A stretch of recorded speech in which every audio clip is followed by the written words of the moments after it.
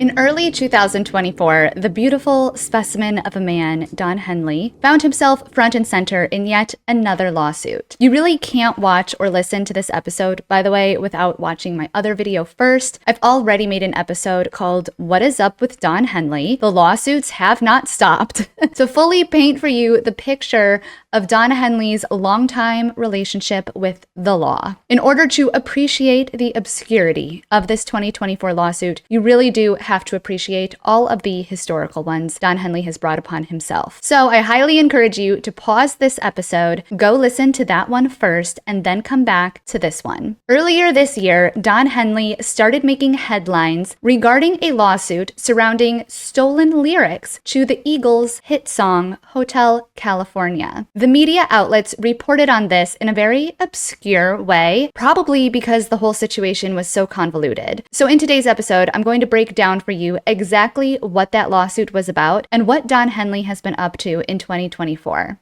But first, let's understand all of the characters of this Eagles lyrics lawsuit. First of all, Don Henley was obviously the plaintiff. He hired, or not hired, but he kind of manipulated the Manhattan prosecutors to sue three men. One, a man named Glenn Horowitz, who bought and sold rare collector books his entire career. Two, a former rock and roll Hall of Famer named Craig Incciardi. I'm not sure I'm saying that right, but he also bought and sold musical memorabilia his whole life. And a man named Edward Kosinski, who was friends with both Glenn and Craig. I'll just call them Craig and Ed. It's easier than their last names. Don Henley claimed that his handwritten lyrics were stolen from him in the late 1970s by a writer working on a book about the band. Now, if you watched my first video, you will know that Don Henley countersued Don Felder, and I believe it was the 90s, for breaching his contract in the 70s with the Eagles, and also for, quote, attempting to sell a book about his life in the band. I actually can't help but think or wonder if Don Felder was the one who initially took all of these legal pad notes from the band that included the lyrics to Hotel California. Obviously, that's definitely not proven. That's been nowhere in this lawsuit. It's just my personal speculation. Allegedly, a man named Ed Sanders is the man who obtained all of these legal pad notes and handwritten lyrics. Now, Ed apparently was writing a biography about the Eagles in the early 2000s. He sold the papers to Glenn Horowitz, who in turn, around 2010 or 2012, I'm not sure of the exact year, sold them to Craig and Ed. And then, because of Craig and Ed, the papers started being sold at auctions. Allegedly, as soon as Don Henley caught wind that these handwritten notes and lyrics were circulating on the musical memorabilia market, he immediately filed a police report, claiming the notes had been stolen from him in the 1970s and were being illegally bought and sold. Once Don Henley filed this police report, Craig and Edward allegedly did everything they could to prevent Don Henley from getting these back. I've read reports that Don Henley actually ended up getting back about $8,500 worth of these notes. It sounds like Don Henley bought back the notes for about $8,000, $8,500, but that he didn't get all of the notes, and some of the lyrics, handwritten lyrics, were still in circulation. That's what it sounds like to me. But either way, Don Henley decided to move forward and lead this fight with the Manhattan DA office, accusing Craig and Ed of attempting to, quote, launder the notes via auctions. And he accused them of putting him on this 5-year goose chase where they actively were trying to, quote, hide the fact that the documents were obtained, from Glenn Horowitz, or who they were obtained from, and just this wild goose chase trying to figure out who stole the notes in the first place. Glenn Horowitz was also accused of leveraging the 2016 death of Glenn Frey as a possible cover-up, insinuating that Glenn Frey could have been the initial source of the papers. Apparently, when all of the handwritten notes and lyrics were seized from an auction, Mr. Horowitz said something about the fact that Glenn was dead, and if he could just be identified as the source of the papers, then all of this would go away once and for all. It seems as though Don Henley really didn't appreciate Glenn Horowitz pulling Glenn Frey into all of this. And it seems like it was in retaliation to that statement. Don then pushed forward with the Manhattan DA, and I'm saying it seems like Don was leading the effort with the Manhattan DA, to then sue Mr. Horowitz for conspiracy and attempted criminal possession of stolen property and hindering prosecution. Craig and Ed were also charged, although to a bit of a lesser degree, with simply possessing stolen property and conspiracy. Now, I keep saying Don sued. Don Henley sued. Don Henley sued. It was really the Manhattan District Attorney and a team of prosecutors that were suing these three men. However, it was pretty clear and evident that Don Henley seemed to be the driving force behind all of this, and the judge and everyone involved even went so far as to say that they believed Don Henley was manipulating the prosecutors into following through with these suits and accusations. And then Don Henley also had his personal attorney on this too. You really have to watch my first video where I talk about Don Henley and his lawsuit history truly to understand and appreciate the context here. And it's also worth noting these handwritten notes were not just one page of the Hotel California verses or chorus. They were part of roughly 100 legal pad notes that were being bought and sold, and supposedly there were some lyrics to Hotel California within all of those hundreds of pages of just handwritten notes by the Eagles. Now, this whole thing gets a lot weirder because the trial started in late February of 2024. And just last month in March, there was a very bizarre and abrupt termination, and the prosecution dropped all of the charges in the case. And I personally feel like the grounds on which this was terminated just speaks volumes to Don Henley's instability, but again, just a personal opinion. Now, typically, if you're not familiar, any communications you have with an attorney are private and are not required to be presented as evidence in a case. Definitely not required. Like, in fact, they probably shouldn't be and usually aren't. In the beginning stages of any lawsuit or trial, there is a phase called the discovery phase. During this stage, both the prosecution and the defense present to each other any evidence that will be relevant to the trial. One side can ask the other side to present certain things, but one thing that is not required and usually doesn't happen would be any communications between the attorney and the client, because that's covered under attorney-client privilege. Now, like I said, usually people want to keep their communications with their attorney private. The only way these communications could ever be made public or be presented as evidence is if the client personally agrees to waive the client-attorney privilege. Once the client waives that privilege, any emails, text messages, phone calls, etc., are all now presented to all parties working on the trial. Now, for Don Henley's lyric case here, he and his attorney and the Manhattan DA and the defense team all obtained tons of information prior to going into court in February. To help the district attorney prove the case in this stolen lyrics trial, the prosecutors called for several witnesses to take the stand to testify against Glenn Horowitz, Ed, and Craig. 3 of these witnesses were attorneys whom Don Henley had communicated with in regards to this case. Now, mind you, these attorneys could have just been friends of Don. They didn't have to be the hired attorneys for this specific case, but client-attorney privilege would still stand with them even if they were never formally retained. So the fact the prosecutors wanted these attorneys to testify meant Don Henley had to agree to waive his client-attorney privilege. The district attorney prosecutors wanted to call these witnesses to the stand because they truly believed it would help them prove these lyrics had been stolen and then wrongfully traded. Henley and the attorney he retained specifically for this case did not want to waive this privilege.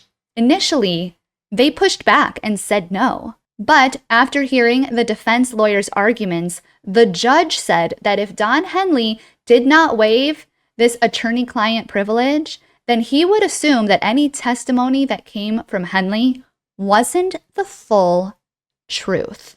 So Don Henley was at a total roadblock. Henley and his lawyers eventually agreed to waive attorney-client privilege. This, by the way, is extremely rare.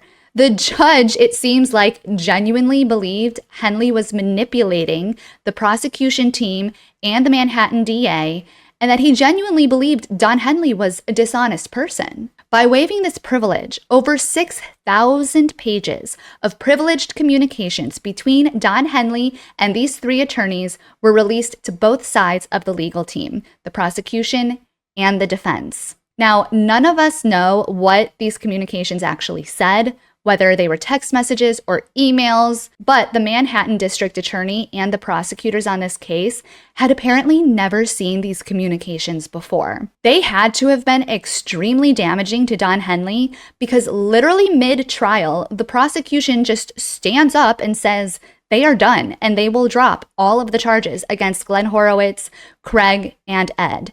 They said they had no interest in prosecuting on Don Henley's behalf anymore. The judge made clear his belief that the Henley team had manipulated the district attorney's office to persecute these three men by, quote, holding back key facts. Now, the three men came out of the courthouse completely overjoyed that the charges had been dropped against them and made a few comments to the effect of how now they had to rebuild their own reputations and just touching on how damaging this whole ordeal had been to them and had been such a negative force in their lives. And I don't think Don Henley realizes or cares how he is such a damaging and negative force in so many people's lives. I mean, honestly, think about this for a second. You work your entire life, 40 years actually, 4 decades, working and saving money just for someone like Don Henley to wake up one day and decide he wants to turn the Manhattan District Attorney's Office against you. And then there goes your savings, there goes your assets, there goes everything that you've worked so hard for, oh, and also your reputation. There goes your retirement, probably, or a good part of it. You know, not everyone is a millionaire, and the people Don Henley sues are just normal people. And it's not just this story that Don Henley has been a part of. Don Henley's wrath is seeping down to all the struggling artists and aspiring musicians on platforms like YouTube, TikTok, and Instagram. Basically, any young generation or older generation person who just genuinely loves the Eagles' music is vulnerable to either being sued by Don Henley or just being taken off the platform entirely because of him, because of his anger and his wrath. You know, just the other week, I was speaking with someone who has over 1 million followers on TikTok. This person has worked so hard for years to build this TikTok channel. And Don Henley's team came in without warning, issued 2 strikes against the channel. Now, if you have 3, you're kicked off forever. And again, he did this with no warning. And it's just like the Don Henley we saw a few decades ago when he brought that lawsuit upon that theater. It was either in Connecticut or New York. I talk about it in the first video. But decades ago, there was a theater that was set to do an Eagles tribute show. Don Henley and his team issued the creator of the show a cease and desist letter. The guy who was putting on the show immediately canceled the show after receiving this cease and desist letter. But Henley's team decided to sue him anyway. Totally ruined the guy's life. And when someone sues you like this or puts you through this kind of grief, this can genuinely make a person sick physically.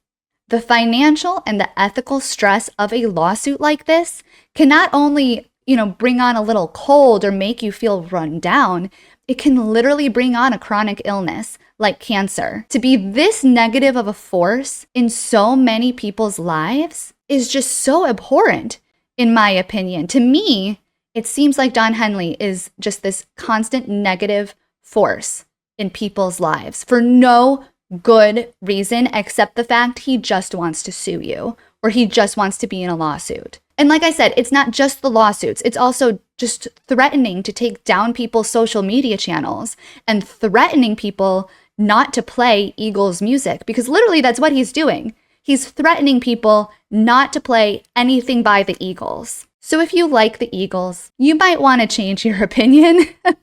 Usually I can compartmentalize someone's music from their personal life, and most of the time I do. But Don Henley makes it really difficult to do that. Now, do I like the song Hotel California? Yes, I like the song, but I will say only because of Don Felder. Because Don Henley, quite frankly, my dear, You make me sick.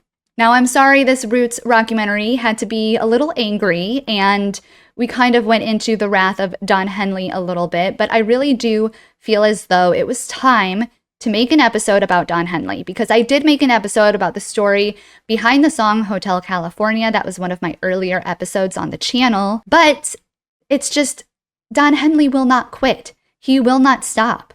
And even with this lawsuit being thrown out the window and having the prosecution drop all of the charges, Don Henley's attorney comes forward and says that Don Henley is still a victim in this case and fully intends to take this to civil court. Now look, I am in no place to pass judgment. That is for the Lord only. So I do not know the full context of everything. But from my perspective, and I hope that you watched the first video I posted and also watch this lawsuit unfold as well, because from my perspective, seeing lawsuit after lawsuit after lawsuit that Don Henley is bringing forward, it gets to the point, it's like the boy who cried wolf, almost. You've brought on too many lawsuits, Don. No one believes you anymore. No one feels bad for you. You have more money than like a mid-sized country. You're fine. You're healthy. I hope. Your family is healthy. I hope. So why are you ruining people's lives? Why do you continue to be this negative force? Why? It's so petty. I don't think Don Henley actually cares what he's suing about half the time. I think he just wants to sue. And I think that's disgusting. I'm not saying that's how it is. I'm saying that's how I feel. Now, is it possible that the world has been constantly against Don Henley and he is just trying to survive in this very unfair world? That's totally possible. Like I said, I am in no place to pass judgment, but from my perspective, this is excessive, and it has implications on not just the people that he's suing, but on their families, on their wives, on their kids. Don Henley can go out and he can sue anybody he wants, and I'm sure he comes home and he's in a great mood because he likes it. But most people, Don, don't like lawsuits. Now, I'm just saying that because it's my perspective. Maybe he hates it and maybe he's completely miserable. But if you go back to the first video, when he started on this lawsuit train and then he moved to Texas and people said, well, this is great. It'll be good for you to move to Texas. You'll be turning over a new leaf. And Don said, well, what are you talking about? I'm a happy guy. I just have axes to grind. And it's like, you know what? You don't just go around grinding axes. When it ruins people's lives, really affects their health and their happiness and their family's health and happiness, Don Henley has never been at peace, I don't think. And it's actually really sad. It's really sad to see him year after year after year suing. Someone's got to put him in a monastery or something. Can someone just send Don Henley to a monastery on a mountain so he can calm down? It's really upsetting to see. I hope he doesn't take this to civil court. Now, I am all for if someone uses your name or your trademark, you absolutely should stand your ground. You pay for copyright, you pay for trademark for a reason, but to bring up something 40 years old is clearly a grudge that he has in his heart that he cannot let go of. And that is painful to watch. And it is hard to listen to the Eagles' music, knowing this type of friction and negative energy is really the driving force behind the music. It's ruining the music. And he is also single-handedly, if he hasn't already, arguably, single-handedly ruined the Eagles' music history. You look at other bands and other musicians, they are so ecstatic for people to cover their work. They're so happy to be honored in tribute shows and to be called a music legend. They love that. And Don Henley just seems to want to cut down anyone who wants to keep his memory alive. And it's really sad because the day is going to come when Don Henley is no longer on this earth. And what are people going to say about him? It's just really unfortunate. And I have always loved the Eagles, but like I said, it's just really hard. So let me know what you think in the comments down below. Do you think that the world has been truly unfair to Don Henley? Do you think he should continue to stand his ground? It's almost a game at this point to see who he's gonna sue next and what his next lawsuit is gonna be. So do you think that the world is genuinely against Don Henley, or do you think that Don Henley needs to take a second, find some peace in his heart and make amends with his fellow man. Let me know in the comments down below. I hope that you appreciated this episode, and hopefully I was able to explain the details of this most recent lawsuit for you. I know a lot of the media outlets, like I said, covered it in a completely ambiguous way, and I do think it's just because the case was so kind of convoluted and it was hard for people to follow. So hopefully now you are able to follow everything that case meant. If any information was just slightly off base, all of the information I got was from what was reported. So if something was reported inaccurately somewhere and I portrayed it inaccurately, I obviously was not part of the trial. I have no access to the actual documents. So please don't misunderstand this episode as someone who actually had that type of court records in front of them. I definitely didn't. This is just for entertainment purposes only, and the information I have is the same information that you would have. The difference is I just dig through it a lot deeper and then come here and I try to put it in chronological order in a comprehensive way. So if you appreciate that type of content, don't forget to hit the thumbs up button and the subscribe button. If you hit the bell icon, by the way, you will get notified every time I post a new episode. YouTube has somehow changed its algorithm so that you don't always get videos from your subscribers in your feed, which is very frustrating. So if you want to be notified and make sure you don't miss an episode, make sure you have that bell icon clicked. You can also find Roots Music History on any podcasting platform. Once you follow the podcast on your podcasting app or website, you can then ask any device in your house. You can say, hey, so-and-so, play the latest episode of Roots Music History, and they will, which is very nice. And then you can just listen to the audio version of these podcasts.